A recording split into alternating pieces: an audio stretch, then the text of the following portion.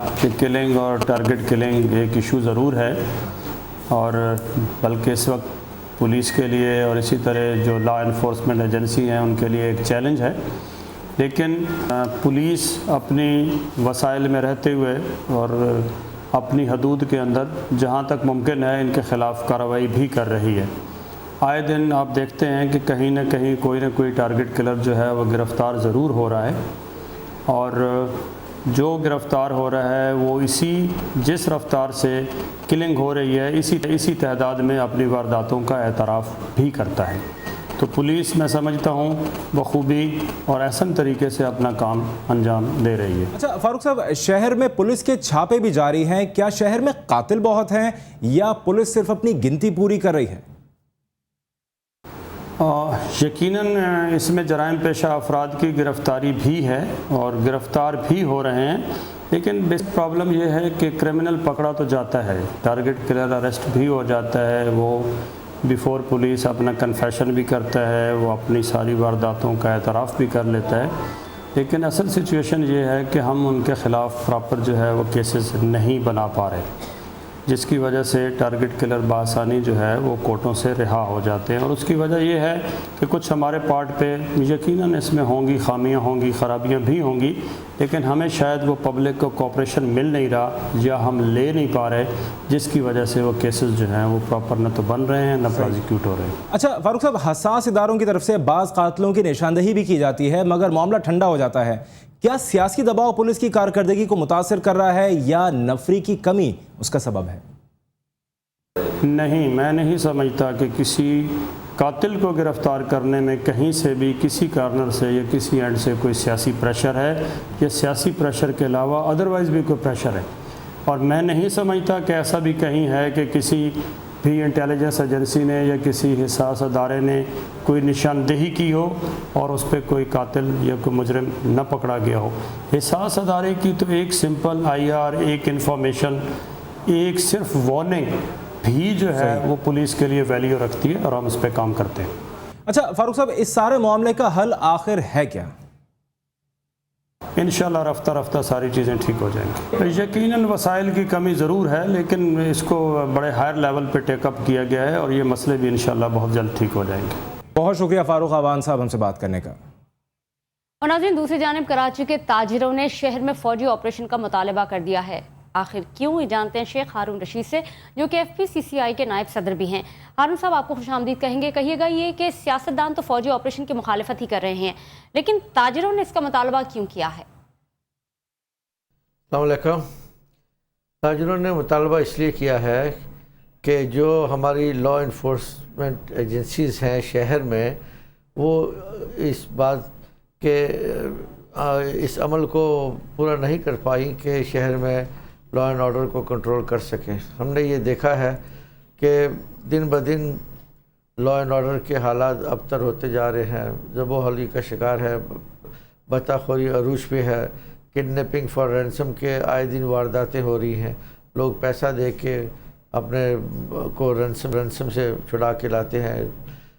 CPLC کی کاوش قابل تحسین ہے، لیکن وہ اس قابل نہیں کہ وہ لا اینڈ آرڈر کو مینٹین کر سکے۔ تو میں سمجھتا ہوں کہ آئین کے حدود میں رہتے ہوئے آرٹیکل 245 کے تحت پروونشل گورنمنٹ کو چاہیے کہ وہ بھی افواج پاکستان کو اس عمل میں مداخلت کے لیے دعوت دیں، تاکہ جب تک ہم سمجھتے ہیں اب فوج عملاً طور پہ شہر میں نہیں آئے گی، یہ امن و امان کی صورت جو ہے وہ ان کے کنٹرول سے باہر رہے گی۔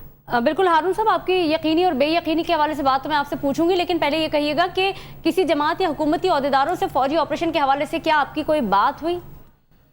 نہیں، ہم تو حکومت سے کہتے ہیں نا کہ لا اینڈ آرڈر کو مینٹین کرے، یہ حکومت کا کام ہے مینٹین کرنا۔ جو حکومت قاصر ہے، جو وہ یہ لا اینڈ آرڈر مہیا نہیں کر سکتی، روز آپ کے چینل میں آتا ہے، آج بھی 11 وارداتیں ہوئی قتل و غارت کی، ہر کوئی دن نہیں گزرتا 10 سے 15 بے گناہوں کو قتل نہیں کیا جاتا۔ صبح شام بطہ خوری کی پرچیاں آتی ہیں، ہمیں لفافے آتے ہیں، اس کے اندر بلٹس آتی ہیں، کہا جاتا ہے کہ جی آپ بطہ نہیں دیں گے تو یہ آپ کے بچے فلانی اسکول میں پڑھتے ہیں، یہ آپ کی گاڑی اسکول جاتی ہے، اس وقت آپ کے بچے وہاں سے فارغ ہوتے ہیں اسکول سے۔ تو یہ ان چیزوں کا سدباب کیا ہے؟ یہ تو لا انفورسمنٹ ایجنسیز کا کام ہے نا کہ کنٹرول کریں، لیکن وہ بالکل بے بس ہیں اس میں۔ جی آپ کا بہت شکریہ۔ موجود ہے ہمارے ساتھ ہارون رشید کے FPCCI کے نائب صدر ہیں۔ جب سر پر سجا ہو تاج، گلے میں مالا اور پاؤں میں جھانجر تو خیال آتا ہے کسی حسینہ کا، لیکن آج کل یہ سب کسی حسینہ کی نہیں بلکہ قربانی کے جانوروں کی زیبائش ہے۔ کراچی میں سجی جانوروں کی جیولری شاپس کی تفصیلات سمرین منصوری کی رپورٹ میں۔ یہ خوبصورت موتیوں اور پھولوں سے سجے رنگ برنگے ہار، سادی اور چمک والی جھانجھر اور نہ جانے کیا کیا، یہ سب آرائشی سامان خاص طور پر قربانی کے جانوروں کے لیے ہے۔ گائے اور بکروں کے لیے یہاں زیور کی خاص ورائٹی موجود ہے۔ پھولوں کا ہار پسند نہ آئے تو پلاسٹک سے تیار نگینوں سے سجا یہ ہار دیکھیے۔ گائے کے تاج تو ایسے کہ ہر تاج پہ دل آ جائے، جبکہ چھن چھن کرتے جھانجھر اور خصوصی گھونگروں کی کیا ہی بات ہے۔ اور اگر آپ کی گائے مشرقی ہے تو ملاحظہ کریں خاص نیٹ کے دوپٹے۔ جو بڑا مور ہے وہ تقریباً جو ہے نا 3000 روپے کا ہے، 3000 سے لے کے، اور جو یہ چھوٹے والے ہیں تو اس کے اوپر تاج لگا ہوتا ہے، اور تاج کے ساتھ جو ہے نا مورا ہوتا ہے، وہ کم سے کم 3000 روپے کا ہے۔ 2000 1500 3000، جو لاسٹ ہے نا وہ 1500 3000 تک ہے، اور جو یہ چھوٹے والے ہیں وہ 100 روپے میں سے لے کے اور 300 تک ہے۔ لوگ مانگتے ہیں ورائٹی مانگتے ہیں، نئی سے نئی ورائٹی مانگتے ہیں کہ بھائی گائے کے لیے دوپٹے دو، ہار دو، پائل دو، سب یہ چیزیں مانگتے رہتے ہیں۔ لیکن یہ سجاوٹی اشیاء جتنی خوبصورت ہیں اتنے ہی اونچے ان کے دام ہیں، لیکن شوق کا تو کوئی مول نہیں۔ تو جناب ان صاحب نے اپنی گائے کو قیمتی تاج، خوبصورت ہار اور پھر مخملی چادر سے ایسے سجایا کہ سبھی دیکھتے رہ گئے۔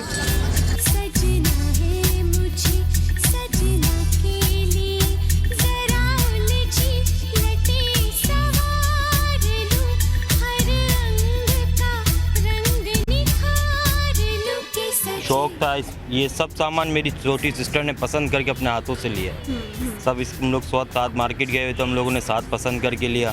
قیمت کی کوئی چیز اہمیت نہیں ہوتی، لیکن جانور جتنا خوبصورت ہوگا اتنا اللہ کے اچھا لگے گا، اور اللہ تعالیٰ بس کہتے ہیں اللہ تعالیٰ قربانی قبول کر لے، یہ مقصد۔ کچھ لوگ اس بات کا بھی خیال رکھتے ہیں کہ قربانی کے جانور کو اپنی ہی سجاوٹ ناگوار نہ گزرے۔ ہمارا مزہ ہوتا ہے، جانور کو نقصان ہوتا ہے، اس کے پاؤں میں زخم وغیرہ ہو جاتے ہیں، اس لیے نہیں۔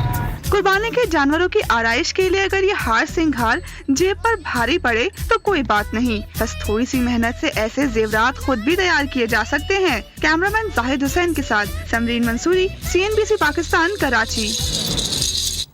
اور ناظرین اب ایک نظر ڈالیں گے کھیلوں کی جانب۔ انٹرنیشنل ورلڈ 11 کا کہنا ہے کہ دورہ پاکستان کا مقصد بین الاقوامی کرکٹ کی بحالی ہے۔ انٹرنیشنل ورلڈ 11 کے کوچ کالی چرن کا کہنا ہے کہ پاکستان میں بین الاقوامی کرکٹ کے فروغ کے لیے آئے ہیں۔ کراچی جیم خانہ میں پریکٹس سیشن کے بعد میڈیا سے بات کرتے ہوئے ایلون کالی چرن نے خواہش ظاہر کی کہ ICC پاکستان میں بین الاقوامی کرکٹ بحال کر دے گا، اور اس حوالے سے وہ اپنے کردار سے مطمئن ہیں۔ Nice to come back to see cricket back into Pakistan. But when I arrived at the airport yesterday, and I say the impact of the press at the airport yesterday, and I say yes, people are really hungry for cricket, and I'm glad that I'm able to come to let people see that we are trying to get back cricket into Pakistan. Team کے کپتان سنت جاسوریا نے سری لنکن کھلاڑیوں سے appeal کی کہ وہ پاکستان آئیں، یہاں سیکیورٹی کی صورتحال بہتر ہے، جبکہ انہوں نے ICC سے بھی درخواست کی کہ پاکستان میں بین الاقوامی کرکٹ بحال کر دی جائے۔ سری لنکن کرکٹ ٹیم کے سابق کپتان کا کہنا تھا کہ پاکستانی شائقین کا کرکٹ سے لگاؤ کسی سے ڈھکا چھپا نہیں، امید ہے کہ انہیں اچھی کرکٹ دیکھنے کو ملے گی۔ پاکستان آ کر بہت خوشی ہوئی، PCB کے شکر گزار ہیں کہ اس نے موقع دیا۔ We just concentrate on our cricket and the security and administration matters up to the administrators. Quite good and everything is smoothly happening here and we want to continue like this. Pakistan star 11 اور international world star کے درمیان 2 T20 matches ہفتے اور اتوار کو کراچی میں برقی قمقموں کی روشنی میں کھیلے جائیں گے۔ اور شہریوں کی بڑی تعداد نے غیر ملکی کرکٹرز کی آمد کو خوشائن قرار دیتے ہوئے کہا کہ نمائشی میچز سے پاکستان میں بین الاقوامی کرکٹ کی بحالی کا راستہ ہموار ہوگا۔ اچھی بات ہے کہ باہر کے لوگ اگر ہمارے ملک میں آ رہے ہیں تو یہ بہت اچھی بات ہے اور یہ بہت خوشائن بات ہے۔ پاکستان کو ٹیم آ رہی ہے، ہمارے بھی آئندہ بھی اچھی ہوگی، اور بھی ٹیمیں آئیں گے، ان کے حوصلے بھی ہوں گے، اچھی بات ہے۔ یہ بہت اچھی بات ہے کہ 4 سال بعد پاکستان میں کرکٹ بحال ہو رہی ہے، یہ کراچی کے لوگوں کو اس میں وہ مزہ آئے گا۔ پاکستان کے لیے بہت ہی خوشائن بات ہے کہ دنیا کو ایک اچھا میسج جائے گا کہ ہمارے سیکورٹی حالات بہتر ہو رہے ہیں۔ کرکٹ بحال ہو رہی ہے وہ بہت اچھی بات ہے، کیونکہ اس سے دوسری ٹیموں کو بھی ایکسپوجر ملے گا کہ وہ پاکستان آئیں اور جس طرح جسوری 11 یہ لوگ لیجنڈس تھے, اب یہ لوگ کھیلنے آ رہے تو بنگلہ دیش آسٹریلین کا بھی دھیان آئے گا پاکستان میں, اور یہ واپس آئیں گے اور انشاءاللہ کرکٹ جلدی بحال ہوگی. اور ہمیں اس بات کی خوشی ہے کہ پاکستان میں انٹرنیشنل کرکٹ آہستہ آہستہ بحال ہو رہی ہے اور لوگوں کو تفریح کے مواقع مل رہے ہیں. بڑی خوشی کی بات ہے, اور انشاءاللہ اسے شوقین کو جو ہے ایک تو موقع ملے گا کرکٹ دیکھنے کا, دوسرا ہم دعا کرتے ہیں کہ اس کو دیکھ کے باقی جو ورلڈ ٹیمیں ہیں وہ بھی پاکستان میں آئیں. جی ناظرین, آج نیوز آر ایٹ 9 میں اتنا ہی. تبصروں, تجزیوں, رپورٹس کے ساتھ کل آپ سے پھر ملاقات ہوگی. میں ہوں عظمیٰ اعجاز خان اور میں ہوں شہزاد خان. اپنے فیڈ بیک کے لیے آپ ہمیں ای میل کر سکتے ہیں newsr@9@cnbcpakistan پر.